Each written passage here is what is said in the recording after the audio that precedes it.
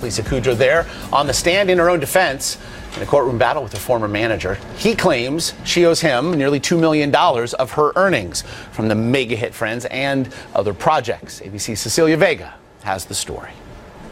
She was center stage at a very different kind of show. Lisa Valerie Kudrow. On the stand in a Los Angeles courtroom, the former Friends star defending herself against a lawsuit brought by her ex-manager, who claims Kudrow owes him $1.7 million, a percentage of what the Emmy winner earns in reruns and other projects. The usually secret inner workings of that hit show and the millions Kudrow earned from it, all on full display.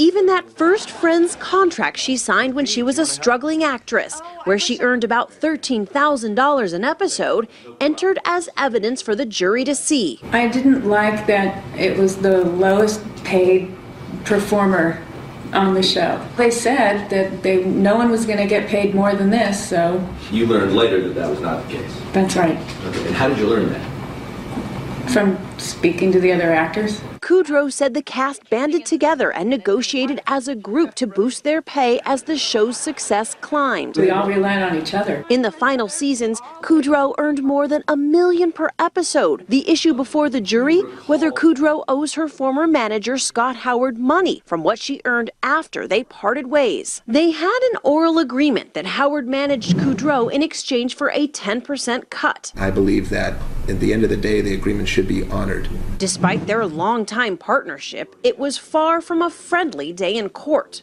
After the actress, who played the always sweet, often ditzy Phoebe, noodles with string, repeatedly told Howard's lawyer she didn't understand his questioning, this. You really, in real life, bear no relationship to the character of Phoebe, right?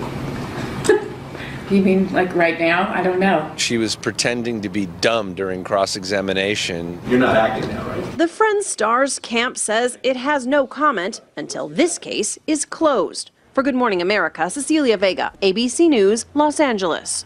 Thank you, Cecilia. Something of a curious turn there to discuss now with our Chief Legal Affairs anchor, Dan Abrams.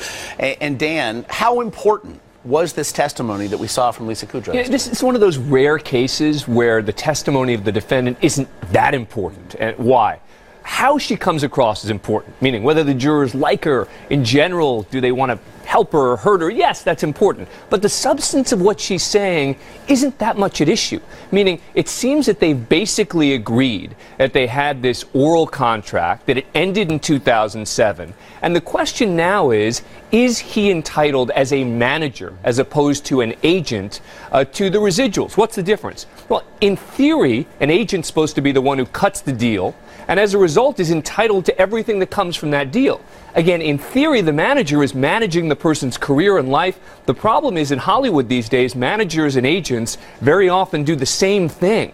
And so that's now the important legal question here is, the manager's saying, look, ask other managers. A manager who helps with a deal like this is expecting to get a cut of that throughout the person's career. So then how enforceable in this case is this oral agreement? Well, believe it or not, oral agreements are very enforceable. The question just becomes, what was the agreement, right? So there's not a question about, is an oral agreement enforceable? The question is, what was the agreement specifically? And that's the problem with oral agreements, is you don't exactly know what the agreement was. I think we're going to find out just how enforceable that oral agreement was. Dan, thanks.